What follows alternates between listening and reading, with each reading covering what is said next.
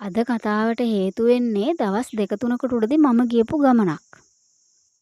මම ගමනක් ගියා අපේ අල්ලපු ගමට. අපේ ගමයි අල්ලපු ගමයි වෙන් වෙලා තියෙන්නේ ඔයකින්. එතකොට මේ ඔයේ හැමදාම එකම වගේ වතුර නෑ. ගොවි ජනපද ව්‍යාපාරයක් මේක. වාරි මාර්ග ඇලෙන් කුඹුරු වලට වතුර දෙනවා. කුඹුරු වල වැඩි වතුර යන්නේ මේ ඔයට. නිකන් උල්පත් වලින් එන වතුරක් තියෙනවා. සාමාන්‍යයෙන් වැහි කාලෙට සහ කුඹුරු වැඩ කාලෙට ඔය වතුර වැඩි. එතකොට වැහි කාලෙටනේ විශේෂයෙන් වැඩියෙන්ම වැඩි වෙන්නේ. දැන් අවුරුදු ගාණක් තිස්සේ මම මේ ඔයෙන් එකොඩට ගිහින් තියෙනවා ආපහු ඇවිල්ලා තියෙනවා.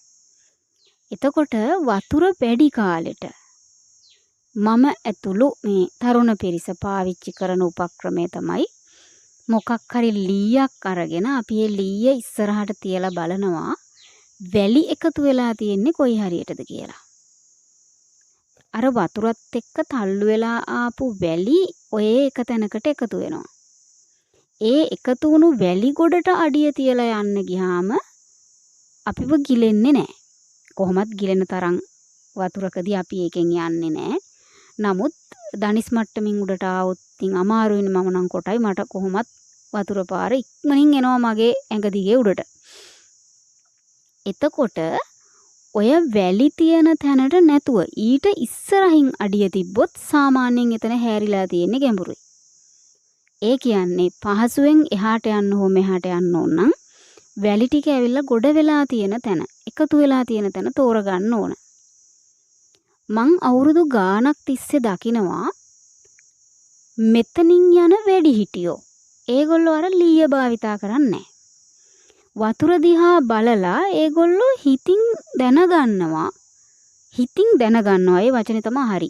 හිතින් දැනගන්නවා හැරිලා තියෙන්නේ මෙතන, වැලි එකතු වෙලා තියෙන්නේ මෙතන කියලා. ඇත්තටම මේක මට නම් හරි ප්‍රශ්නයක්. අද වැලි එකතු වෙලා තියෙන්නේ මෙතන වෙන්න ඇති, හැරිලා තියෙන්නේ මෙතන වෙන්න ඇති කියලා හිතාගෙන මම අඩිය තියපු වාර ගණනාවක මම ගිලෙන තරමට අඩිය තියලා තියෙනවා. මට වැලි ගොඩ හොයාගන්න බෑ. මම වගේම තරුණ පිරිසට වැලි ගොඩ වෙලා තියෙන තැන හොයාගන්න බෑ. මෙතන වෙන්න ඇති කියලා අඩිය තියපු බොහෝ අවස්ථාවල් වල ඒගොල්ලෝ හැරිලා තියෙන වතුර වැඩි තැනට අඩිය තියලා තියෙනවා. මං එතකොට වැඩිහිටි කීප දෙනෙක්ගෙන් ඇහුවා කොහොමද ඒක ඔයාලා හොයාගන්නේ? වතුරේ තියෙන මොන තත්වයක් දිහා බලලාද? වතුර ටික අල්ලලා තියෙන ප්‍රමාණය බලලාද? වතුරේ වේගය බලලාද? මොකක් බලලාද ඔයාලා දැනගන්නේ වැලි ගොඩ වෙලා තියෙන්නේ මෙතන සහ හැරිලා තියෙන්නේ මේ හරිය කියලා? මේ වැඩිහිටියන්ට මේකට උත්තරයක් නැහැ. එයාලා කියන්නේ ඒක ඉතින් තේරෙනව බැලුවහම. තේරෙන්නේ කොහොමද කියලා කියන්නේ එයාලා දන්නේ නැහැ. හැම දැනීමක්ම හැම අවබෝධයක්ම වචන වලට ගන්න බෑනි. මේ සිද්ධියෙන් මට තව කතාවක් මතක් වුණා. මේක ඔයාලා අහලා තියෙන කතාවක්. ඔයාලා අහලා ඇති ගමක් ගිනි ගත්තා. ඒ ගමේ මිනිස්සු ඔක්කොම බේරිලා පැනලා දිව්වා. ගමේ හිටියා අන්ධයෙක් සහ කොරෙක්. ඒ දෙන්නට බේරිලා යන්න බැරි වුණා. ඊට පස්සේ අන්ධයා කිව්වා මට ඇස් පේන්නේ නමුත් මට හොඳට ඇවිදින්න පුළුවන්. උඹ මගේ කර උඩින් ඉඳගනින්. උඹට හොඳට ඇස් පේනවා. ඇවිදින්න බැරි වුණාට උඹ මට පාර කියපන් මං ඒ පාරෙන් යන්නම් අපි දෙන්න බේරෙමු කියලා. එහෙම ගිහින් ඒ දෙන්න බේරුණා කියලා කියනවනේ. ඒ කියන්නේ ඇස් නොපෙනෙන නමුත් හොඳට ඇවිදින්න පුළුවන් අන්ධයා කකුල් කොර ඇවිදින්න බැරි නමුත් හොඳට ඇස් පෙනෙන කොරාව කර උඩ තියාගෙන ගිහිල්ලා ගින්නෙන් බේරෙනවා. මේ කතාව කියන්නෙම තමන්ට අඩුපාඩු තිබ්බත් සහයෝගයෙන් වැඩ කළොත් ඕනම ප්‍රශ්නයකින් ගැලවෙන්න පුළුවන්, දියුණු වෙන්න පුළුවන් වගේ දෙයක් ගන්නනේ. නමුත් මට මෙතනදි මතක් වුණේ වෙන දෙයක්. ඒක මං අර කලින් කිව්ව සිද්ධියට සම්බන්ධයි. ඔය අපේ වැඩිහිටියෝ ඉන්නේ. ඒගොල්ලන්ගේ ශරීර ශක්තිය දුර්වල වුණාට එයාලට ස්වභාවික ඉවක් තියෙනවා. ඒක ජීවත් වීමෙන් ලැබූ පරිචය හෝ මොකද්ද පරිණත බව වෙන්නේ නැති මොකක් හරි එකක් තියෙනවා. එතකොට තරුණ අපිට ඇස් පේන්නේ නෑ හරියට. අපි දේවල් ගැන තීන්දුව తీරන ගන්නේ දත්ත මත පදනම්ව. අපේ උගත්කම මේ දේවල් මේ නිසා මේක මෙහෙම ගියාම මෙතෙන්ට යනවා කියලා අපි කියනවා. නමුත් අර වැඩිහිටියා ඉන්නේ. එයාගේ ස්වභාවික ඥාණයෙන් කියනවා ඒ වුණාට ඕක මෙන්න මෙතන ඉර වෙන්න පුළුවන් කියලා.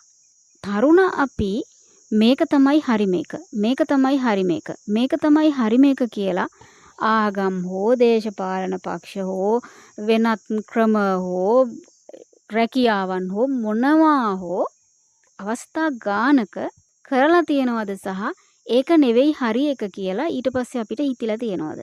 ඒකම නෙමෙයි හරි එක තව දෙයක් ඒකේ තියෙනවා කියලා හිතෙන අවස්ථා අපිට එනවනේ. දැන් අපි මේ හිටපු කාලයම ගෙවලා ඉවර වෙලා ඉන්න අර වැඩිහිටියන්ට දේවල් පිළිබඳව අවබෝධය සහ ඥානය එන්නේ නැත්තේ අපි පහු කරපු ටිකම පහු කරපු නිසා වෙන්නත් පුළුවන්. කෙසේ හෝ සමහර දේවල් විස්තර කරන්න වචන නැහෙනේ. ඔය වැඩිහිටි පුද්ගලයින්ට තියෙනවා ස්වභාවික ඥානයක්. ඉස්සරහට සිද්ධ වෙන નિયમિત දේවල් සම්බන්ධයෙන්. සමහර වෙලාවට අපේ වැඩිහිටියෝ කිසිම දත්තයක් නැතුව කියනවා ඔය යාළුවා නම් එච්චර හොඳ නෑ. පරිස්සමින් ඒ කියපු යාළුවා අනේ එයා එහෙම නෑ එයා හරිම හොඳයි මට හම්බුණු හොඳම යාළුවා එයා තමයි කියලා මම හිතමින් ඉඳිද්දී අපේ අර වැඩිහිටියා කිව්ව කාරණේ ඔප්පු කරන්නම මොකක් හරි දෙයක් අර යාළුවා කරනවා.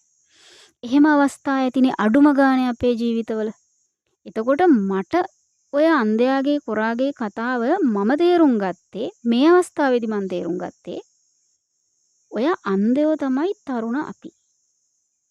කොරා කියලා කියන්නේ අපේ වැඩිහිටි මිනිස්සු. එයාලට ශරීර ශක්තිය මදි. දුර්වලයි. හැබැයි ඇස් හොඳට පේනවා. ඇස් කියන්නේ දැක්ම. එයාලට හොඳට පේනවා. හොඳට දැනෙනවා. අපි විසින් මේ වැඩිහිටි පිරිස කර උඩ තියාගන්න ඕනේ. නොසලකා හරින්නේ නැතුව. අගය කරලා. පැහුණු පොල්වල තමයි තෙල් තියෙන්නේ කියලා කතාවට කියන්නේ නැතුව අපි විසින් වැඩිහිටියන්ව කරේ තබා ගත යුතුයි. එතකොට එයාලා අපිට මඟ පෙන්වනවා. හැම වැඩිහිටියටම මේක අදාළ කරගන්න එපා. හැබැයි වැඩිහිටියා අතෑරලා දාලා තරුණ අයට විතරක් ලෝකේ පවත්වගෙන යන්න පුළුවන් කියලා හිතන එකත් මෝඩකමක් කියලා මට හිතුණා.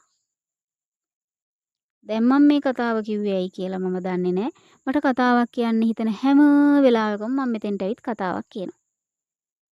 තව කතාවකින් හම්බ වෙමු. ගිහින් එන්නම්.